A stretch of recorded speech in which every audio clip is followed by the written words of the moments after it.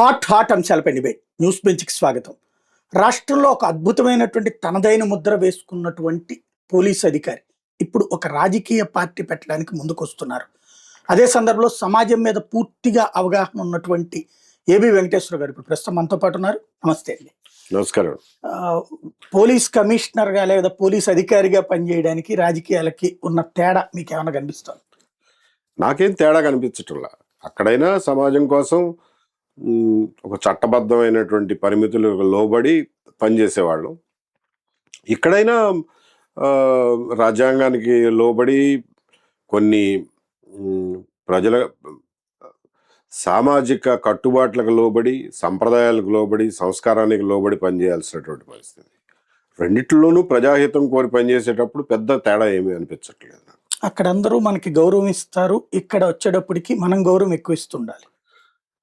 ఆ తేడా కూడా నాకేం అనిపించటం లేదు. అక్కడ మీకు పోస్టుతో వచ్చే గౌరవం మీ గౌరవం కాదు కాదు, దానికి ఎప్పుడు వాల్యూ ఇవ్వకూడదు. That was a reflected glory of your position.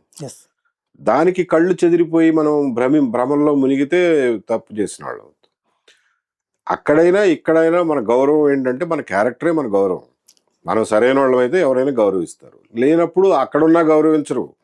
ఏదో ఆ టైంకి నమస్కారం పెడతారు తప్ప బయటికి వెళ్ళి ఈడు పెద్ద ఎదవరా అనుకుంటారు. కాబట్టి మనిషికి తేడా ఏమి ఉండదండి దాంట్లో దీంట్లో. నేను మిమ్మల్ని కమిషనర్ స్థాయిలో ఉన్నప్పటి నుంచి చూశాను. అవును, 2003 first batch of TV9 products మీరు. ఆ రోజున ఉన్న ఆ స్పీడ్ అంటే అప్పుడు ఒక్కసారి గుర్తు చేసుకుందాం. జస్ట్ రౌడీలని కంట్రోల్ చేసే విధానం అప్పటిదాకా ఒక రకం ఉంది. అరెస్టులు కూడా చేసి నగర బహిష్కరణలు కూడా చేసే విధానాన్ని మీరు తీసుకొచ్చారు. ఆ రోజున మీ మీద ప్రెషర్ ఏం రాలేదా? లేదు పాపం, అసలు ఆ రోజుల్లో మమ్మల్ని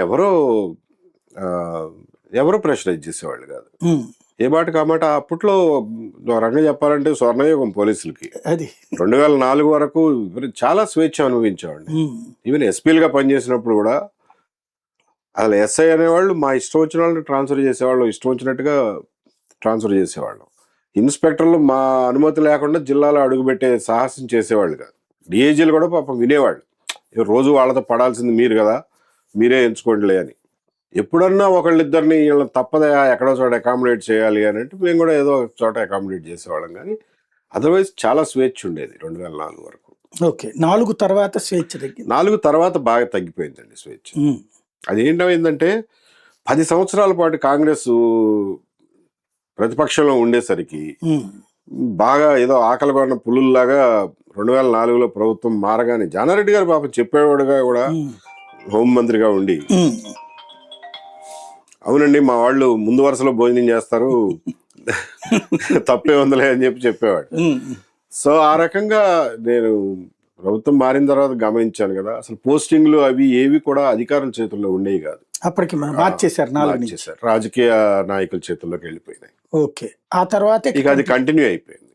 ఓకే, తర్వాత మొన్న మీరు 14-19లో చూసారు కదా, అప్పటికి ఎలా ఉండేది? 14-19లో ఇన్స్పెక్టర్ల పోస్టింగ్ ఏం చేశారో నేను పెద్ద పట్టించుకునేవాడిని కాదు, కానీ డిఎస్పీల పోస్టింగ్ వరకు మేము పెద్ద రాజకీయ నాయకులు అసలు మాకెవరు కూడా చెప్పేవాళ్ళు కూడా కాదు. నిజం చెప్పాలంటే రాజకీయ నాయకులు ఎవరో మీ పలానా డిఎస్పీని పలానా చోట అని అడిగేవాళ్ళు, కాకపోతే మేము చేయకపోయినా కానీ పెద్ద కంప్లైంట్ చేసేవాళ్ళు కాదు. ఓకే, ఈవెన్ బాలకృష్ణ గారి కాన్స్టిట్యున్సీలో కూడా మేము ఆయనకి చెప్పకుండానే ఇతను మంచాడు సార్ వేస్తున్నాం అని చెప్పి వేసేసేవాళ్ళం. ఓకే ఓకే, ఆయన ఎప్పుడూ అబ్జెక్ట్ చేసేవాడు కాదు. డిఎస్పీల పోస్టింగ్ల వరకు నా ప్రమేయం ఉండేది కొంతవరకు, ఎందుకంటే ఆ బోర్డులో నేను మెంబర్ని కాబట్టి నాకు గుర్తు. ఆ తర్వాత 19 నుంచి ఏం జరిగింది అన్నది నాకు తెలియదు. చూస్తా ఉంటే బాగా రాజకీయ ప్రమేయం ఎక్కువైంది అనిపిస్తుంది. ఓకే, ఇప్పుడు ఎలా ఉందనుకుంటున్నారు? ఇప్పుడు కూడా అదే రాజకీయ ప్రమేయం కొనసాగుతుంది. ఈ మార్పుకి కారణం ఏంటంటే నేతల్లో మార్పా లేకపోతే ఉద్యోగులలో మార్పు? నేతల్లో మార్పే, ఉద్యోగులు ఏం మారరు. అప్పుడైనా ఒకళ్ళే, ఇప్పుడు ఒకళ్ళే. ఓకే, నేతల్లో మార్పు, వాళ్ళ ఆలోచనలో మార్పే తప్ప పోలీసులు దేవుంది ఎట్లా పని చేయమంటే అట్లా చేస్తారు.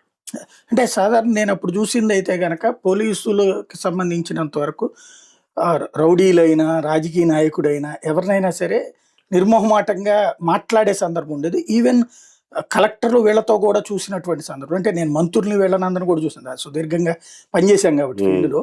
మంత్రులని కూడా చాలా మంత్రులు కూడా ఐఏఎస్లు ఐపీఎస్ని చాలా గౌరవించేవాడు. ఏమండి సారు అని మాట్లాడేవాడు. That respect was mutual. ఒకళ్ళనొకళ్ళు గౌరవించుకోవడం అనేది ఆ రోజుల్లో మ్యూచువల్ గా జరిగేది. ఉండేది. ఒక రకంగా మంత్రులు కూడా డామినేట్ చేసేవాళ్ళు అధికారులు. సార్ మీరు ఇది చేయలేము మేము అక్కడ, కావాలంటే మీరు ఒకసారి ముఖ్యమంత్రి గారితో మాట్లాడండి అనే టైప్ లో మాట్లాడగలిగే పరిస్థితి ఉండేది. తర్వాత మారిపోవడానికి కారణం ఎక్కడొచ్చింది? కలెక్టర్లు ఏం చేసేవాళ్ళు నాకు ప్రత్యక్ష అనుభవం లేదు, కానీ మా వరకు నేను చెప్పగలుగుతాను. మేము ఎక్కడైనా వాళ్ళు అడిగిన దాన్ని రిక్వెస్ట్ ని అకామిడేట్ చేయలేకపోతే చెప్పేవాళ్ళు, వాళ్ళు అర్థం చేసుకునేవాళ్ళు.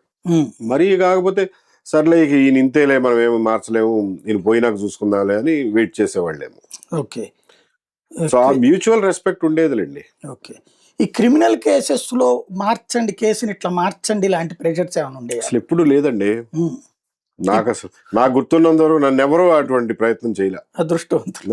అసలు ఎప్పుడు ప్రయత్నం కూడా చేయలే. అదే ఇప్పుడు చూస్తున్నప్పుడు ఎలా అనిపిస్తుంది ఇవాళ పరిస్థితి? ఇప్పుడు నేను సిస్టమ్ లో లేను కాబట్టి నేను ప్రత్యక్షంగా రుజువు లేకుండా మాట్లాడటం పద్ధతి కాదు. But I don't know what is happening. Correct గా నాకు తెలియదు. ఓకే. అంటే లాస్ట్ ట్రిప్ చూసిన మీరున్న టైంలో చూసినప్పుడు 19 నుంచి 24 వరకు కూడా నన్ను ఉద్యోగం ఎక్కడ చేయనిచ్చారు, చేయలేదుగా. సో తెలియదు అప్పుడు కూడా. కాకపోతే ప్రత్యక్షంగా కనపడేదిగా కొన్నిసార్లు మరి దుర్మార్గంగా చేస్తున్నారు అనేది. కొన్ని కేసుల్లో ఫర్ ఎగ్జాంపుల్ బాధితుల మీద కేసులు పెట్టడం, ఎస్సీల మీద SC/ST కేసులు పెట్టడం, ఇట్లాంటివి జరిగే అది మరీ తేటతెల్లంగా తెలిసిపోతుంది. దానికి మీకు రుజువు అక్కర్లా. అంటే అది ముఖ్యమంత్రి కార్యాలయం నుంచి జరిగేదా, లేకపోతే కింద ఉన్నటువంటి అధికారుల మీద కింద ఉన్న నాయకులు చేసేవాళ్ళ? పైనుంచి ఒక లైన్ వస్తే దాన్ని కింద ఉన్నాళ్ళు అమలు చేస్తారు. ఓకే. ముఖ్యమంత్రి కార్యాలయం ఏమి అనరు, సర్లే మీ చావు మీరు చావండి అని చెప్పి వదిలేశారు అని అంటేనే కింద వాళ్ళు అట్లా బరి తెగిస్తారు తప్ప అటువంటి డైరెక్ట్. ఇప్పుడు 2004 వరకు ఉండేది. అప్పుడు కూడా ఎమ్మెల్యేలు అడిగేవాళ్ళు. ఈవెన్ పాపం దేవేంద్ర గౌడ్ గారు హోమ్ మినిస్టర్ గా ఉండి కూడా మమ్మల్ని 1-2 అడిగేవాళ్ళు. అడిగితే కూడా మేము చేసేవాళ్ళం కాదు. ఎందుకంటే చేయకూడని పనులు కాబట్టి చేసేవాళ్ళం కాదు, వినేవాళ్ళు. సో వింటారు అన్నప్పుడు మేము కూడా కొంచెం ధైర్యం చేస్తాం. ఆ లైన్ తెలిసిపోయినప్పుడు కింద వాళ్ళు కూడా కాంప్రమైజ్ అయిపోతారు. ఇప్పుడు 2 రాష్ట్రాల్లో అట్లాగే ఉంది, ఆంధ్రాలో ఒక చోట. విడిపోయిన తర్వాత తెలంగాణ పరిస్థితి అట్లాగే ఉంది, ఆంధ్ర పరిస్థితి అట్లాగే ఉంది. దీంట్లో అంటే పబ్లిక్ దీన్ని యాక్సెప్ట్ చేస్తున్నారా, రిజెక్ట్ చేయలేక వాళ్ళనే ఎన్నుకుంటున్నారా? దీని బేసిస్ మీద కొంత పొలిటికల్ ఇంపాక్ట్ అయితే పడుతోందిగా. ఫర్ ఎగ్జాంపుల్ కేసీఆర్ మీద ఉన్న సమ్ ఆఫ్ ది ఎలిగేషన్స్ మరీ అరాచకంగా నిరంకుశంగా ఉన్నాడు అనేది 2023లో వచ్చింది. అంటే మీకు ఈ ఒక్క విషయమే మీకు రాజకీయాలని సెంటర్ స్టేజ్ లో ఉండదుగా, అనేక అంశాల్లో ఇదొకటి. దాని కంట్రిబ్యూషన్ కూడా 2023లో తెలంగాణలోనూ ఉంది, 2024లో ఆంధ్రప్రదేశ్ లో కూడా ఉందిగా. ఆ ఒక్కదాని వల్లే ఓడిపోయారని చెప్పలేం, కానీ అది కూడా కంట్రిబ్యూటింగ్ ఫ్యాక్టర్. అంటే అంతకుముందు పోలీసులకి అట్లా ఫ్రీ హ్యాండ్ ఇచ్చిన చంద్రబాబు గారు ఓడిపోయారు కదా లెక్కనే. అందుకే నేను ఫ్రీ హ్యాండ్ ఇస్తే గెలుస్తారు, ఫ్రీ హ్యాండ్ ఇవ్వకపోతే ఓడిపోతారు అనేది కాదు. ఇక్కడ అనేక అంశాల్లో ఇది ఒక అంశం. దీన్ని ప్రజలు ఎంత సీరియస్ గా తీసుకుంటారో, అది బిగబట్టుకుని ఎప్పుడు బయటపడతారో చెప్పలేం. అంటే లా అండ్ ఆర్డర్, జ్యుడిషియరీ ఈ 2 కూడా ప్రజల జీవితాలతో నిరంతరం ముడిపడి ఉండే అంశాలు. కరెక్ట్. ఈ రెండిట్లలో కనుక దారి తప్పితే వ్యవస్థ నాశనం అవుతుంది. ఇప్పుడు 30-40 సంవత్సరాల పాటు రౌడీజాన్ని ఫేస్ చేసిన జనం, దాదాపు 50-60 సంవత్సరాలు ఫ్యాక్షనిజాన్ని ఫేస్ చేసింది. తర్వాత దారికి వచ్చింది ఆఫ్టర్ 95 తర్వాత దారికి వచ్చి మొత్తం రెండింటి కూడా అణిచేశారు చంద్రబాబు గారు ఉన్నట్టు. ఆ తర్వాత మళ్ళీ స్టేట్ డివిజన్ తర్వాత విపరీతం అయిపోయింది ఈ 2 సిచ్యుయేషన్. అదే పరిస్థితి రాలా. ఫర్ ఎగ్జాంపుల్ స్టేట్ డివైడ్ అయిన తర్వాత కూడా మీకు ఫ్యాక్షనిజం మళ్ళీ వెనక్కి రాలేదు, రౌడీయిజం ఏమి వెనక్కి రాలా. కాకపోతే కొంతవరకు పొలిటికల్ ఇంటర్ఫీరెన్స్ ఇన్ అడ్మినిస్ట్రేషన్ అనేది పెరిగింది. 2 చిన్న స్టేట్లు అయిపోవడంతో ఇప్పుడు ఇంకా డైరెక్ట్ ఇంటర్ఫీరెన్స్ ఎక్కువైంది. అంటే మొదట్లో రౌడీయిజం ప్రారంభమైనప్పుడు కూడా నిదానంగా ప్రారంభమయ్యి ఒక రౌడీ మంచి పని చేస్తున్నాడు, మంచి న్యాయం చేస్తున్నాడు అని బిగినయ్యి, నా ఫ్యాక్షనిస్ట్ దగ్గరికి వెళ్తే నీతి చెప్తాడు, న్యాయం చెప్తాడని వెళ్ళి తర్వాత అట్లా పెరిగింది. ఏ పతనం కూడా ఒక రోజులో జరగదండి, ఓవర్ పీరియడ్ జరుగుతుంది. ఆ పతనాన్ని ముందే గుర్తించి దాన్ని అరికడితే బాగుపడతాం. రైట్. లేకపోతే ఒక స్టేజ్ లో ఇక మన చేయి జారిపోతుంది. రౌడీయిజంలో జరిగింది అదే, ఫ్యాక్షనిజం విషయంలో జరిగింది అదే, ఈవెన్ కమ్యూనలిజం విషయంలో జరిగింది అదే, నక్సలిజం విషయంలోనూ జరిగింది అదే. నక్సలిజం తలెత్తిన కొత్తలోనే పాలకులు కూర్చుని ఏరా ఇది సీరియస్ ఇష్యూలా ఉంది, దీన్ని ఏం చేద్దాం అని చెప్పి ఒక ఏకాభిప్రాయానికి వచ్చి దాని మీద సరైనటువంటి చర్యలు తీసుకుని ఉంటే నా ఉద్దేశంలో ఇన్ని వేల మంది చచ్చిపోవాల్సిన అవసరం వచ్చేది కాదు. మనం ఇనీషియల్ గా నెగ్లెక్ట్ చేశాం కాబట్టే అది ఒక కంట్రోల్ చేయలేని పరిస్థితికి వెళ్ళిపోయింది. రైట్, చాలా మంచి పాయింట్. ఇవాళ వాస్తవంగా మీరు పార్టీ పెట్టాలన్న ఆలోచన ఎందుకు వచ్చింది? ఇప్పుడు పర్ఫెక్ట్గా ఉన్నాయి కదా పార్టీలన్నీ, ఇప్పుడు జాతీయ ప్రాంతీయ పార్టీ. నేను చూసేది ఏమిటంటే పోయే కొద్దీ మొగుడు పెళ్ళాలు 6 సంవత్సరాల తర్వాత ఒకళ్ళలాగా ఒకళ్ళు తయారవుతారు అంటారు చూడండి. అట్లా ఈ మెయిన్ ప్రధాన పార్టీలు ఏవైతే ఉన్నాయో కాలం గడిచే కొద్దీ ఒకదాన్ని ఒకటి అనుకరించి రెండింటి మధ్యన తేడా చెప్పలేని పరిస్థితికి వస్తాయి. అదొక న్యాచురల్గా జరిగేటటువంటి పరిణామం. ఎప్పుడు వస్తాయి, ఎందుకు వస్తాయి అంటే మీకు మూడో ఆల్టర్నేటివ్ లేదు అన్నప్పుడు ఉంటే నేనుంటా లేకపోతే నువ్వు ఉంటావు, అంతే కదరా. సరే కానీ నీ పద్ధతిలో నువ్వు పో, నిన్ను చూసి నేను నేర్చుకుంటా, నన్ను చూసి నువ్వు నేర్చుకో అనే పద్ధతికి అలవాటు పడిపోతాయి. ఇవాళ మన ప్రధాన పార్టీలు కూడా అదే పరిస్థితిలో ఉన్నాయనేది నా ఉద్దేశం. కాబట్టి ప్రజలకి ఒక ఆల్టర్నేటివ్ ప్రొవైడ్ చేయడం ప్లస్ ఒక ఆల్టర్నేటివ్ ఐడియాలజికల్ బేసిస్ ప్రాతిపదిక, ఒక విభిన్నమైనటువంటి వినూత్నమైనటువంటి ప్రత్యామ్నాయ అభివృద్ధి ప్రణాళిక, మార్గం, ఆలోచన విధానం ప్రజల ముందు పెట్టాలి అనేది నాలోంచి అంతర్గతంగా తన్నుకొచ్చినటువంటి ఆలోచన. దాన్ని ప్రాక్టికల్గా ప్రజల ముందు పెట్టాలి అనేది నిర్ణయం తీసుకున్నాం. ఓకే, అంటే ఈ ఆల్టర్నేటివ్ ఆంధ్రప్రదేశ్లో చూస్తే ఈ ఆల్టర్నేటివ్ అంటూ వచ్చింది జనసేన. ఇవాళ ఆల్టర్నేటివ్ తోనే వచ్చి గవర్నమెంట్లో కూడా ఒక ఆల్టర్నేటివ్ సిస్టమ్ని తీసుకొచ్చింది. భారతీయ జనతా పార్టీ కూడా అదే టెంపర్తో ముందుకు నడుస్తుంది. వాళ్ళు కాకుండా ఇంకొక ఆల్టర్నేటివ్ కుదురుతుంది. దాదాపుగా మీకు ఇప్పుడు భారతీయ జనతా పార్టీకి, జనసేనకి, తెలుగుదేశంకి కూటమి ఒక పక్కన, వైఎస్ఆర్సీపీకి ఒక పక్కన, రెండింటి మధ్యన పెద్ద తేడాలు మీరు ఏం చెప్పగలరు? చెప్పమంటే గబుక్కని చెప్పమంటే ఏం చెప్తారు చెప్పండి. నాయకులు వేరు, అది ఒకటి నేషనల్ పార్టీ, ఒకటి రీజనల్ పార్టీ, ఇంకొకటి సబ్ రీజనల్ పార్టీ అనండి పోయి. అయినా కానీ పెద్ద తేడా ఏం లేదు వాళ్ళందరి మధ్యలో మా ఉద్దేశంలో. సో దీనికంటే కూడా ప్రత్యామ్నాయం ఇవ్వాల్సిన అవసరం ఉంది అనేది మా ఉద్దేశం. అంటే విధ్వంస పాలన చేసినటువంటి జగన్మోహన్ రెడ్డి నుండి రాష్ట్రాన్ని కాపాడుతూ సన్మార్గ పాలన వీళ్ళు అందిస్తున్నారని కదా.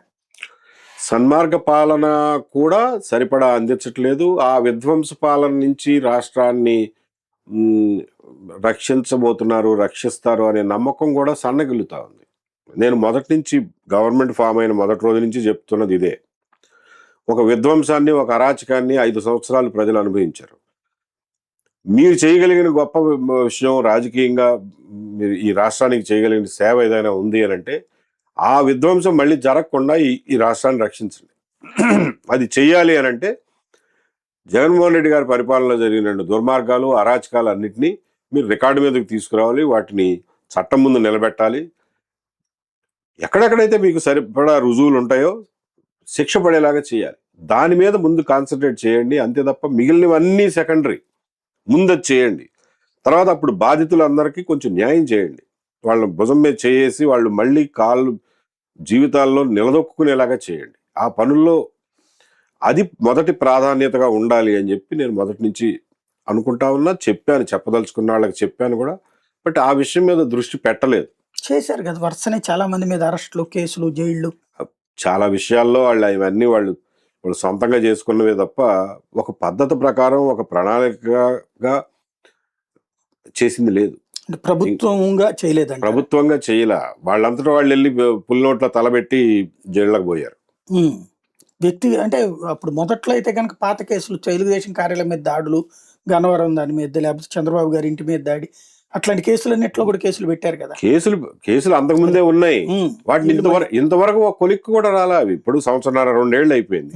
మీరు ఎప్పుడు ఛార్జ్ షీట్ వేస్తారు, ఎప్పుడు విచారణ జరుగుతుంది? అది ఆ పార్టీ ఆఫీస్ మీద అటాక్ చేసిన విషయంలో మళ్ళీ సిఐడికి ఇచ్చారు. అది ఎక్కడ ఉందో అతిగతి లేదు. ఆ గన్నవరం పార్టీ ఆఫీసుని తగలబెట్టిన దాంట్లో ఏమో కొలిక్కి తీసుకురాలా. పట్టాభిని పట్టుకెళ్ళి దాదాపుగా చంపేసినంత పని చేశారండి.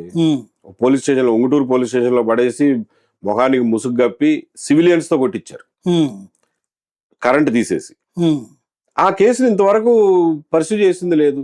రఘురామకృష్ణరాజు కేసుని ఇంతవరకు ఒక కొలిక్కి తెచ్చింది లేదు. ఎప్పుడు చేస్తారు మీరు? పటాభి ఇంటి మీద 3 సార్లు దాడి చేశారు. 3 సార్లు దాడి చేసిన వాళ్ళు ఎవరో తెలీదా? అప్పుడు పోలీసులకు తెలీదా? రికార్డు ఉంటుంది, వీడియోలు ఉన్నాయి, సాక్ష్యాలు ఉంటాయి. ఏది యాక్షన్? అతనే విట్నెస్ కాబట్టి ఇంకా పేర్లు కూడా చెప్తాడు కదా. సో ఇంత ఇంపార్టెంట్ కేసులను కూడా మీరు ఒక కొలిక్కి తీసుకురాకపోతే మీరు ఆ విషయంలో మీకు చిత్తశుద్ధి ఉందని ఎలా నమ్మాలి? అంటే లోపం ఎక్కడ? కమిట్మెంట్ లేదు అనిపిస్తోంది. అయ్యా ఎలక్షన్లు అయిపోయినాయి, మనం గెలిచేసాం, ఇక ప్రభుత్వం అధికారం చలాయించడం మీద కాన్సన్ట్రేట్ చేద్దాం, లేకపోతే వచ్చిన అధికారాన్ని అనుభవిద్దాం అనే పరిస్థితి తప్ప అసలు ఎన్ని కష్టాల్లో ఉండి ప్రజలు అంత మూకుమ్మడిగా మీకు సపోర్ట్ చేసి గెలిపించారు అనే విషయాన్ని మర్చిపోతున్నారు అనిపిస్తుంది. అంటే వీళ్ళు ఇప్పుడు చేస్తున్న దానికి మళ్ళీ వాళ్ళు ఆటోమేటిక్ ఎదుగో మా వాడిని అరెస్ట్ చేస్తున్నారు, మా వాడిని జైల్లో పెడితే, లేకపోతే ఆ కులం ఈ కులం అన్న పాయింట్తో వాళ్ళు అజిటేషన్ చేస్తున్నారు. కరెక్టే. దానికి భయపడుతున్నారా వీళ్ళు? భయపడే వాళ్ళు మరి తప్పులు చేయడం ఎందుకు? అవసరమే ఉంది. ఏమండి, ముందు దుష్ట శిక్షణ ముందు మీ బాధ్యత, శిష్ట రక్షణ రెండో బాధ్యత, మీరు తప్పులు చేయకుండా ఉండటం అనేది మూడో బాధ్యత. మీరు 1, 2 వదిలేసి మూడో పని చేస్తా కూర్చుంటే దాని మీకు వాళ్ళకి తేడా ఉందని ఎట్లా అనుకోవాలి? వీళ్ళు చేస్తున్నారు ఇప్పుడు అట్లాంటి. మీరే అంటున్నారు కదా ఇప్పుడు ఈ అరెస్టులు ఇవన్నీ కూడా అవాయిడబుల్ అరెస్ట్లేగా, అవాయిడబుల్ దాడులేగా. నేను పొద్దున కూడా ఒక ఇష్టాగోష్ఠి మీటింగ్లో చెప్తా వచ్చా, సాయి గారు మీరు మాట్లాడేటప్పుడు కొన్నిసార్లు పరుషమైన పదాలు వాడతారండి. మీరు కొన్ని అభిప్రాయాలు వ్యక్తం చేస్తారు. ఆ అభిప్రాయాలతో చాలా మంది ఏకీభవించకపోవచ్చు.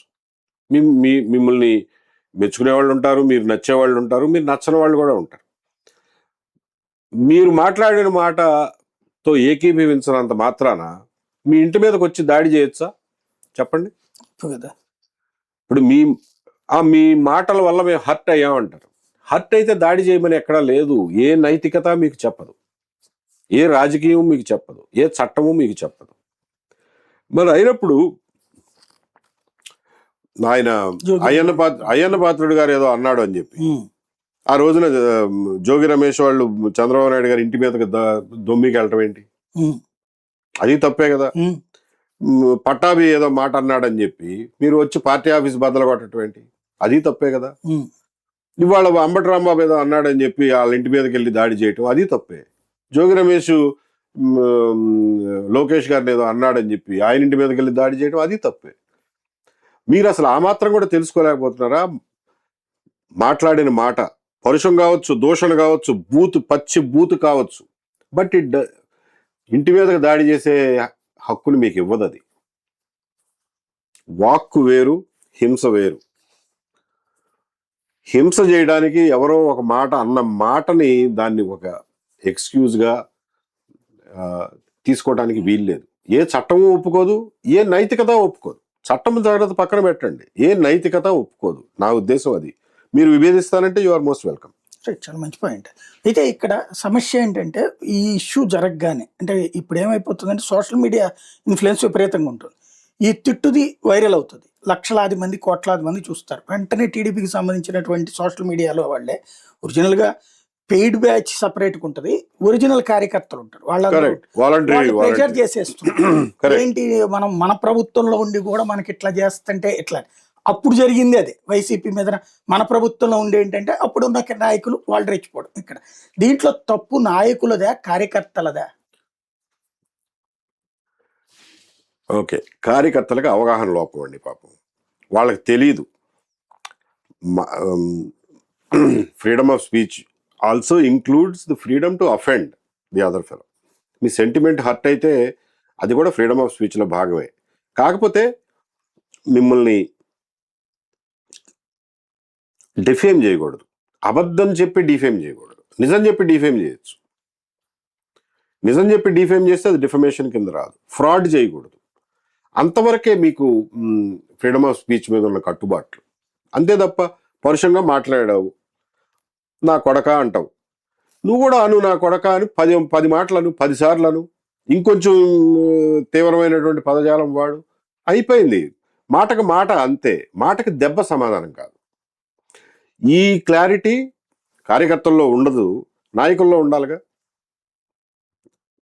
లేదు. కాబట్టి మనలాంటి వాళ్ళని చెప్పాలి.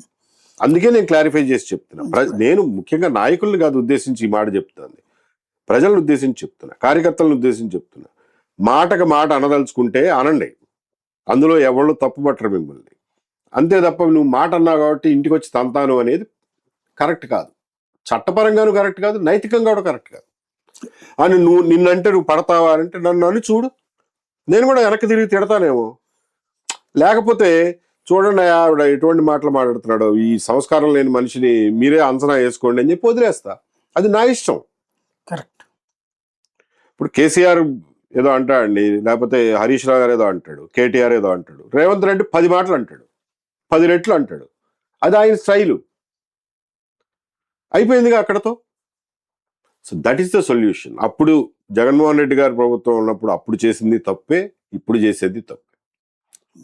అంటే ఇక్కడ సమస్య ఏం వస్తుందంటే, ఇప్పుడు 2014-19లో తెలుగుదేశం కార్యకర్తలని మీరు పట్టించుకోలేదు, మేము ఇట్లాగా ఏదైనా చెప్తే అనేటువంటిది కార్యకర్తలు అందుకని ఓడగొట్టామంటారు వాళ్ళు. 1924లో జగన్ ఇప్పుడు మీరు చెప్పినటువంటి విధ్వంస పాలన అంటున్నాం, మేము చెప్పినట్టు జరగలేదు అనేసి జగన్ వాళ్ళు ఓడించారు. దానికి లోకేష్ పాదయాత్ర సందర్భంలో నేను ఎందుకు మీకు రెడ్ బుక్ రాస్తున్నాను మీ అందరిదని చెప్పేసి ఈయన బిగిన్ చేశారు. ఇప్పుడు ఇది ఏమైపోయిందంటే, ఇదివరకు మీరు చెప్పినటువంటి ఆ నైతికతలు వీటి గురించి డిబేట్ డిస్కషన్ ఉండేది నాయకులు. ఇప్పుడు వచ్చేటువంటి కార్యకర్తలు చెప్పినట్టు మనం నడవకపోతే మనం రాజకీయాల్లోంచి మనం పక్కెళ్ళిపోతాం, ఓడిపోతాం అనేటటువంటి భయాలు చివరికి నిర్దేశిస్తున్నాయి. నేను 2 పార్టీల కార్యకర్తలకి చెప్తున్నా ఇదే మాట. ఇప్పుడు విభేదించే వాళ్ళు విభేదించండి నాతో థియరిటికల్గా. ఏమంటే స్పీచ్ ఈజ్ ఈక్వల్ టు వైలెన్సా? చెప్పండి మీరే. ఖచ్చితంగా కాదు, కాదు కదా. సో అంతే, అది మనలాంటి వాళ్ళు అంటాం వాళ్ళకంగా. కరెక్ట్. సో నేను అనేది ఇది, ఈ దుర్భాషలు ఆడటం అనే సంస్కృతి రాజకీయాల్లో కింద స్థాయిలో ఎప్పుడు ఉంటుంది, కానీ పై స్థాయిలో బాగా బాధ్యతమైన స్థానాల్లో ఉన్న వాళ్ళల్లో మొదలైంది కేసీఆర్తో. తెలంగాణ యాజిటేషన్ టైంలో మొదలైంది. ఆంధ్ర కుక్కల్లారా ఖబర్దార్, పేడ బిర్యానీ, మీ బ్రాహ్మణులకు మంత్రాలు రావు, జాగో భాగో అని చాలా పరుషమైన మాటలు మాట్లాడింది ఆయన. ఆయన దగ్గర నుంచి నేర్చుకుని వచ్చింది జగన్మోహన్ రెడ్డి గారు. చంద్రబాబు నాయుడు గారికి మొదటి నుంచి అలవాటు లేదు. ఇవాళ కూడా ఆయన గట్టిగా తిట్టమంటే ఆయన ఫ్రీగా తిట్టమన్నా కానీ తిట్టలేడు. ఆయనకి రాదు, అంతే. జగన్మోహన్ రెడ్డి గారు నేర్చుకుని వచ్చాడు. నంద్యాల బై ఎలక్షన్ అప్పుడు ఏమన్నాడు, ఈ ముఖ్యమంత్రిని నడి రోడ్డు మీద కాల్చి చంపినా తప్పులేదు అన్నాడు. చాలా పరుషమైన మాట అది. సరే, దానివల్ల అయ్యేది కాదు, ఏం కాదు, కానీ చాలా పరుషమైన మాట, ప్రతిపక్ష నాయకుడుగా అనాల్సిన మాట కాదు. దాన్ని తిప్పికొట్టలేకపోయారు టీడీపీ వాళ్ళు. ఏం మాట్లాడుతున్నారా నువ్వు అని చెప్పి ఆ రోజునే వేసుకోవాల్సింది కదా. అతని నోట్లో అతను సంస్కారం ఇదిలే అని చెప్పి వదిలేశారు. వదిలేసినప్పుడు ఆ కార్యకర్తలు అడగాలి, ఎందుకు వదిలేస్తున్నారా, వాటి నోటు దురుస్తానని సమాధానం చెప్పాలి. ఇంకొక చోట అట్లాగే ఈ ముఖ్యమంత్రిని చీపురు కట్టలతో చెప్పులతో కొట్టాలి అని చెప్పి మహిళలకు పిలిపిస్తున్నాను అన్నాడు. అది కూడా సంస్కారమైన మాట ఏం కాదు. రాజకీయాల్లో ఆయన హామీలు ఇచ్చాడు, కొన్ని హామీలు తీర్చాడు, కొన్ని తీర్చలేదు. తీర్చని హామీల గురించి నువ్వు మాట్లాడుతున్నావు. అంత పరుషమైన భాష మాట్లాడాల్సిన పని లేదు, అది నీ సంస్కారం. దానికి ఆ రోజునే వాళ్ళు తిప్పి కొట్టలా. తర్వాత అయ్యన్న పాత్రుడు గారు ఏదో అన్నాడు, నువ్వు కూడా 4 అనాల్సింది, అంతే తప్ప చంద్రబాబు నాయుడు గారి ఇంటి మీదకి ఎట్లా పోతావు? అంటే వీళ్ళు ఇప్పుడు జగన్ సైకోగాడు, ఇట్లాంటి వాడు అదే రాక్షసుడు, చంపేయాలా, ఇట్లాంటిదని ఉరి తీయాలా అనేది ఇతన్నే అంటారు కదా. చంద్రబాబు గారే డైరెక్ట్గా అంటారు సైకో వాడు వీడు అని. అదేనండి చెప్పేది. సైకో అనేది ఒక తిట్టే, నేను కాదంటలా, తిట్టే అంతవరకే. దానికి మళ్ళీ తిరిగి తిట్టు, తిరిగి తిడితే అక్కడ నువ్వు ఇట్లా ఇతను నోరు కరెక్ట్ కాదంటారు కదా. ఇప్పుడు ఇటు తిడితే సరైన, ఎవరు మొదలెట్టారో వాళ్ళదే, వాళ్ళు తిరిగి తిట్టించుకోవడానికి సిద్ధపడాలి. అంతవరకు మనకు తెలుస్తుందిగా కాంటెక్స్ట్. ఇప్పుడు ఒక మాట అన్నప్పుడు తిరిగి ఆ మాట అనిపించుకోవడానికి సిద్ధపడే అనాలి. కాబట్టి దాన్ని హింసలోకి తీసుకెళ్తాం అనేది అసలు సొల్యూషన్ కాదంట. ఎక్కడ అవుతుంది ఇది? ఇవాళ అంబటి రాంబాబు గారు ఫలానా మాట అన్నాడు కాబట్టి కొట్టారండి. రేపు పొద్దున ఏమీ లేకుండా ఇప్పుడు సాయి గారు మీరు ఏదో మీ మీ ఒపీనియన్ పీస్లో ఎప్పుడో ఒక మాట అంటారు, వచ్చి మీ ఇంటి మీద పడిపోతారు. ఏంటంటే నేను హర్ట్ అయ్యాను అని అంటే ఎట్ట కుదురుతుంది? ప్రతి వీడియోకి అరెస్ట్ అవుతుంటారు. కుదరదు కదా. So they are distinctly different. మాట ఎఫెక్ట్ వేరు, హింస వేరు. మాట అనేది it is targeted at the other person's mind, other person's thinking process. మీరు you are trying to persuade somebody, ఒకళ్ళని ఇన్ఫ్లుయెన్స్ చేయడానికి ట్రై చేస్తున్నారు. హింస అనేది ఏంటంటే ఒక మనిషిని ఫిజికల్గా అతని లైఫ్, లిబర్టీ, ప్రాపర్టీని నష్టపరచడానికి ప్రయత్నం చేస్తున్నారు. ఈ రెండు ఒకటి కాదు. You have a right to your life, you have a right to your Liberty, you have a right to your property, but you don't have a right not to be offended. Right. అది distinction. Offend అవ్వకుండా ఉండలేము. ఇంత complex సొసైటీలో ఎవరో ఒకళ్ళు ఏదో ఒకటి అంటారు, దానివల్ల నేను అఫెండ్ అయిపోతాను అని అంటే నువ్వు అఫెండ్ అయిపోవటాన్ని తీర్చే మార్గాలు ఏమి ఉండవు. You have to have some amount of thick skin in a plural society like ours. ఇవాళ మీరు పార్టీ పెట్టారు అంటే ఇదివరకు జయప్రకాష్ గారు ఇట్లాంటి ఒక ట్రైల్ వేశారు. ముందు సంస్థగా పెట్టినప్పుడు ఆయనకి చాలా విలువ వచ్చింది. ఆయన ఏదైతే కాగ్ నివేదికల లేకపోతే ఇట్లాంటి రైట్ చేసి చెప్తున్నప్పుడు దానికి చాలా వాల్యూ ఇచ్చారు. అన్ని పార్టీలు కూడా ఆయన గౌరవించింది. ఆయన రాజకీయ పార్టీ పెట్టాక ఆ గౌరవం కోల్పోయినటువంటి పరిస్థితి ఉంది. ఈవెన్ పబ్లిక్ కూడా ఆయన్ని ఆ విధంగా అప్పుడు ఇచ్చినంత రెస్పెక్ట్ ఇవ్వట్లేదు ఇప్పుడు.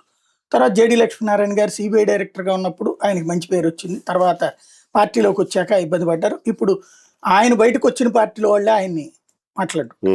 మీకు ఇప్పుడు మీరు ప్రయోగం చేస్తున్నారు రాజకీయ పార్టీ పెట్టడం అనేది, అవి చూసిన అనుభవాలతో మీరేం చేద్దాం అనుకుంటున్నారు? వాళ్ళ ప్రయోగం నుంచి నిరాశపడే లక్షణం కాదు నాది. ఆ ప్రయోగం నుంచి ప్రేరణ పొంది ఇలాంటి 100 ప్రయోగాలు జరగాలి. ఎక్కడో చోట క్లిక్ అవుతుంది, తప్పే ఉంది, నష్టమే ఉంది. ప్రయోగాలు జరుగుతూనే ఉండాలి.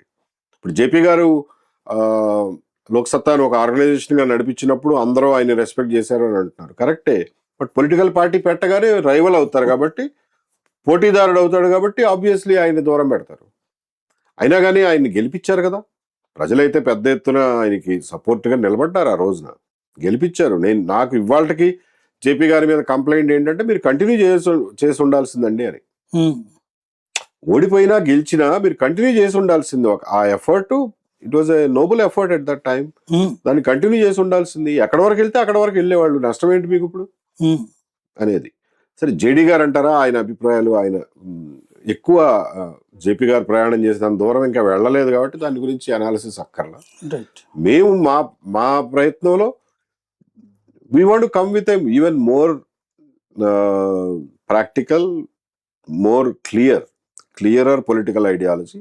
దాన్ని తీసుకుని ప్రజల ముందుకు వస్తాం. ప్రజలకు నచ్చితే నచ్చుతుంది, నచ్చకపోతే నచ్చదు.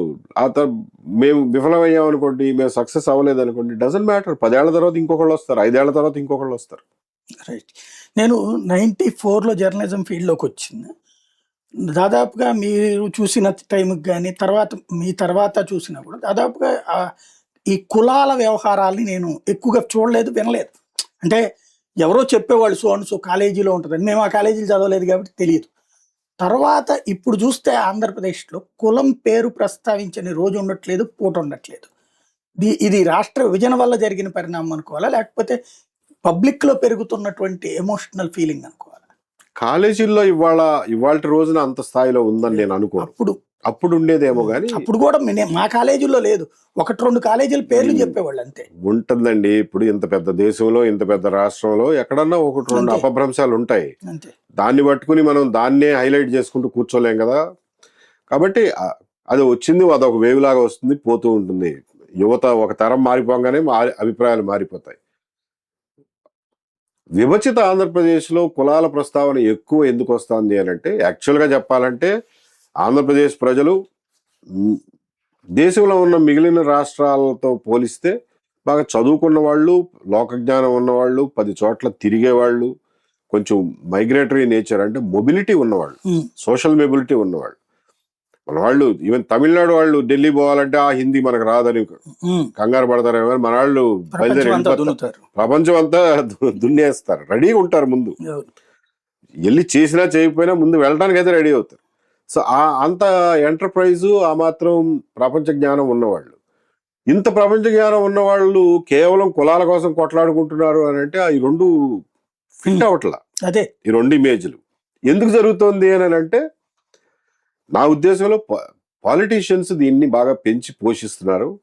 ప్రజల్ని పోలరైజ్ చేయడం కోసం కులాలను వాడుకుంటున్నారు. ఆ ఉచ్చులో ప్రజలు ఇరుక్కుంటున్నారు అనేది మా ఉద్దేశం. ఆ ఉచ్చులోంచి ప్రజలు స్వచ్ఛందంగా స్వతహాగా బయటపడడానికి ప్రయత్నం చేయమని మేము పిలిపిస్తున్నాం. రైట్. అంటే ఇక్కడ ఇవాళ ఇక్కడ ఉన్నోళ్ళు అనుకుంటే ఒక అర్థం ఉంది. ఇక్కడ కూడా ఒరిజినల్గా చెప్పాలంటే రోడ్డు మీద కనబడ్డటువంటి వాళ్ళు, లేకపోతే మనం తినే చోట ఉండే చోట ఏ కులం అని అడుక్కోము మనం. ఎక్కడో ఇక పొలిటికల్గా మాట్లాడుతున్నప్పుడు ఓహో ఈయన బీసీ నాయకుడని వాళ్ళు చెప్తే మిగతా వాళ్ళు గొడవ చేసినప్పుడు తెలుస్తుంది. అది అట్లాగే తయారవుతుంది. కానీ విదేశాల్లో కూర్చుని ఇక్కడి నుంచి బాగా చదువుకుని విదేశాల్లో వెళ్ళి వెల్ ఎస్టాబ్లిష్డ్ అవుతున్నటువంటి వాళ్ళు కులాల వారీగా డివిజన్ ఎందుకు జరిగిపోతున్నారు? పోనీ పని పాట లేక, ఎక్కువ టైం ఉంది, డబ్బులు ఎక్కువైనాయి, టైం బోల్డంత ఉంది, ఏం చేయాలో తెలియక ఏదో ఒక ఐడెంటిటీ కోసం వెతుక్కోవడం, అంతకు మించి ఏం లేదు. దానివల్ల అసలు కులం వల్ల బెనిఫిట్ ఏమైనా వస్తుంది? లిసన్, సోషలాజికల్గా మాట్లాడేయాలి ఏంటంటే ప్రతి మనిషికి రకరకాల ఐడెంటిటీస్ ఉంటాయండి. నేను మనిషిగా నేను ఒక ఐడెంటిటీ, నా ఫ్యామిలీ నాకు ఒక ఐడెంటిటీ, మా నూజివీడు నాకు ఒక ఐడెంటిటీ. నేను నూజివీడు వాడిని అని చెప్పుకోవడానికి నేను గర్వపడతాను. బికాజ్ నూజివీడులో చాలా మంచి విషయాలు ఉన్నాయని నేను అనుకుంటాను. నూజివీడులో చెత్త విషయాలు లేవా? ఉంటాయి, బట్ మంచి విషయాల గురించి మాట్లాడతా. మా జిల్లా ఒక ఐడెంటిటీ, మన రాష్ట్రం ఒక ఐడెంటిటీ, తెలుగువాడిగా మనకు ఒక ఐడెంటిటీ, భారతీయుడిగా ఒక ఐడెంటిటీ. అలాంటివే కులం ఒక ఐడెంటిటీ, మతం ఒక ఐడెంటిటీ. అంత మాత్రం చేత ఏ ఐడెంటిటీ కోసం మనం చొక్కాలు చింపుకోవాల్సిన అవసరం లేదు. You can feel proud of what is good in your identity. నీ కులం ఒక ఐడెంటిటీనే. నీ కులంలో ఒక గొప్పవాడు ఏదో గొప్ప పని చేశాడు, లేకపోతే ఐక్యరాజ్య సమితి మెంబర్ అయ్యాడు, లేకపోతే వైస్రాయ్ కౌన్సిల్లో మెంబర్గా ఉండేవాడంట, అబ్బో చాలా గొప్పవాడంట అని చెప్పి, లేకపోతే ఇంత పెద్ద శాస్త్రవేత్త అయ్యాడు, ఇంత పెద్ద డాక్టర్ అయ్యాడంట. You can feel proud of it. This nothing wrong in it. ఎందుకంటే అక్కడి నుంచి మీరు ఇన్స్పిరేషన్ తీసుకుంటారు.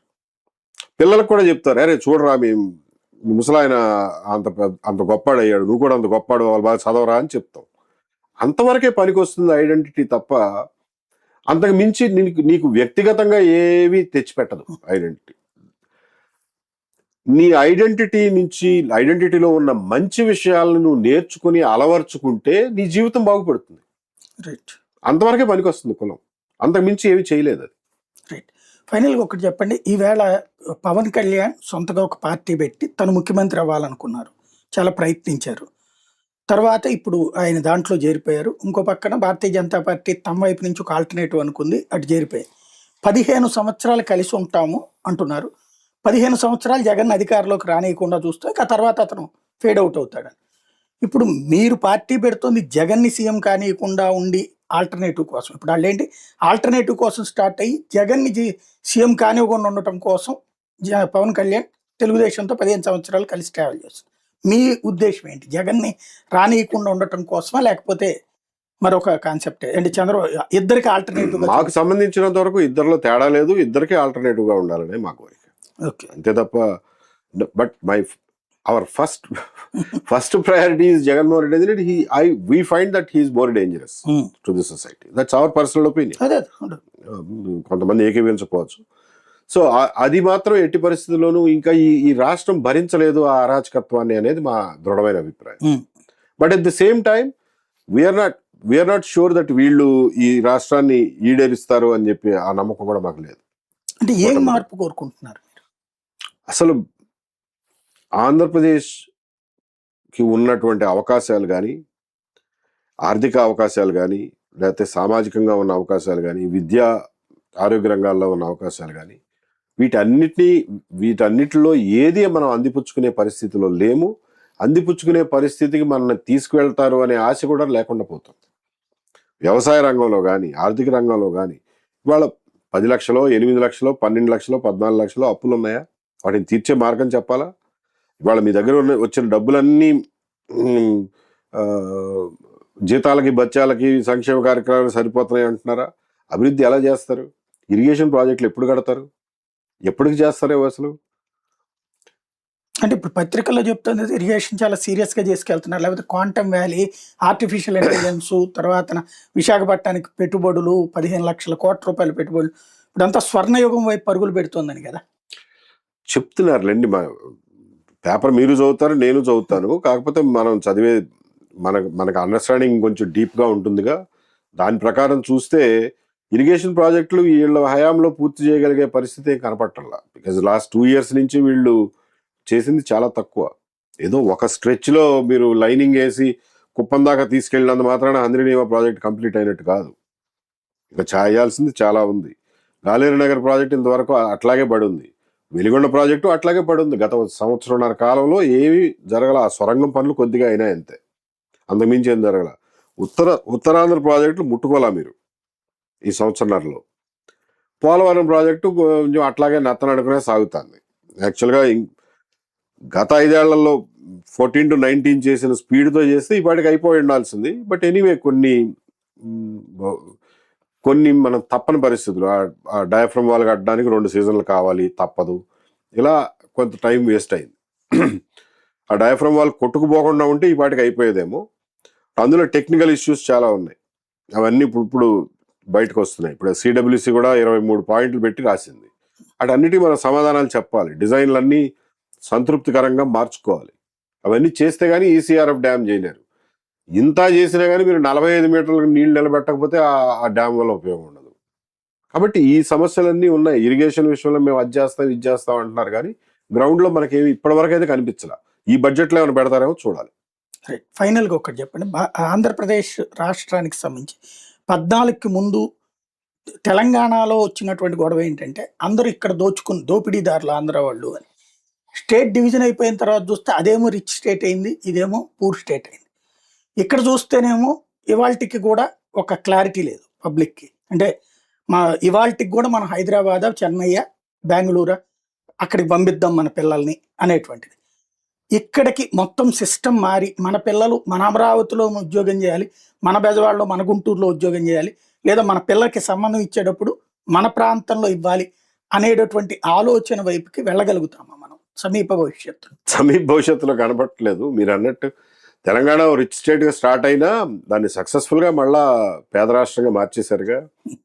వాళ్ళు కూడా సరాసరి సగటు అప్పులు మన స్థాయిలోనే తెచ్చేసుకున్నారు వాళ్ళు కూడా. సో అందరూ ఈక్వల్ అయిపోయారు. ఇప్పుడు ఆంధ్రప్రదేశ్కి ఇన్ఫ్యాక్ట్ తెలంగాణలో ఉన్న పొటెన్షియల్ కంటే కూడా ఆంధ్రప్రదేశ్లో పొటెన్షియల్ ఎక్కువ ఉంది. మీరు అన్ని రకాల వనరుల విషయంలో పొటెన్షియల్ ఎక్కువ ఉంది. అన్నిటికంటే పెద్ద వనరు మనకి మానవ వనరులు అండి. ఆంధ్రప్రదేశ్ ప్రజలు చాలా, నిజంగా చెప్పాలంటే చాలా తెలివిగల వాళ్ళు. బ్రిటిష్ ఏలుబడిలో ఆ రైతువారీ విధానం అది రావడం, రైతులకి ఎష్యూర్డ్ పట్టాలు, వాళ్ళ ప్రాపర్టీ ప్రొటెక్షన్ జరగటం, వీటన్నిటి వల్ల ఎర్లీగా మన వాళ్ళు స్థిరపడ్డారు లైఫ్లో. నైజాంలో ఉన్నంత అస్థిరత లేదు, అనుమానం లేదు. చాలా స్థిరంగా నిలబడి వ్యవసాయం చేసుకుని ఆ పిల్లల్ని చదివించుకుని, చదువు విషయంలో మనం చాలా ఫాస్ట్ ఉన్నాం. ఇన్ఫ్యాక్ట్ డాక్టర్లు, మెడికల్ విషయంలో మనం చాలా ఫాస్ట్. అలాగే వ్యవసాయ విషయంలో కూడా మన దగ్గర ఉన్నది చాలా ఫర్టైల్ ల్యాండ్. అన్ని రకాల ల్యాండ్స్ ఉన్నాయి. దాదాపు అన్ని రకాల పంటలు పండించవచ్చు. ముఖ్యంగా కమర్షియల్ క్రాప్స్కి చాలా అవకాశం ఉంది. ఒకప్పుడు రైస్కి ఇంపార్టెన్స్ ఉండేది అనుకోండి, రైస్ బౌల్ అనేవాళ్ళు. ఇప్పుడు రైస్కి అంత ఇంపార్టెన్స్ లేదు, ఎందుకంటే అంతమంది రైస్ తింటలా, ఓవర్ ప్రొడక్షన్ అవుతుంది. బట్ హార్టికల్చర్ క్రాప్స్ కానీ అప్లాండ్ క్రాప్స్ కానీ బ్రహ్మాండంగా పండించగలిగిన అవకాశం ఉంది. కొత్త వంగడాలు తెచ్చుకోవాలి, కొత్త వ్యవసాయ పద్ధతులు అవలంబించాలి, ఇరిగేషన్ ప్రాజెక్టులు కంప్లీట్ చేయాలి, ఎష్యూర్డ్ వాటర్ సప్లై ఇవ్వాలి. మన primary source of wealth agriculture అండి. దాన్ని మనం నెగ్లెక్ట్ చేయకూడదు. ఏదో అక్కడ పరిశ్రమలు తెస్తున్నాం, ఇక్కడ IT తెస్తున్నాం అని చెప్పి దీన్ని నెగ్లెక్ట్ చేయకూడదు. దీనికి ఇవ్వాల్సిన ఇంపార్టెన్స్ ఇవ్వాలి. సో ఆ రకంగా చూస్తే ఆంధ్రప్రదేశ్ అభివృద్ధి చెందడానికి సమీప భవిష్యత్తు అంటున్నారు మీరు. నా ఉద్దేశంలో గట్టిగా కృషి చేస్తే ఒక 10-15 సంవత్సరాల్లో ఆంధ్రప్రదేశ్ని మీరు అనుకున్నట్లుగా ఇక్కడే అందరికీ ఉద్యోగాలు వచ్చేట్లు, ఈవెన్ బయట వాళ్ళు కూడా వచ్చి ఇక్కడ ఉద్యోగాలు చేసే పరిస్థితి కలగజేయడం కష్టమేం కాదు. రైట్. ఆ దిశగా అడుగులు పడుతున్నాయి. ప్రస్తుతానికి లేవు, ఆ స్థాయిలో అడుగులు పడడం లేదు. Right. Thank you very much. Thank you Sai గారు. ఇది పరిస్థితి. ఓవరాల్గా వెంకటేశ్వరరావు గారు అయితే చాలా నిర్మోహమాటంగా, నిష్కర్షగా వాస్తవాలు మాట్లాడారు. ప్రజలు ఎలా అర్థం చేసుకుంటారు చూద్దాం.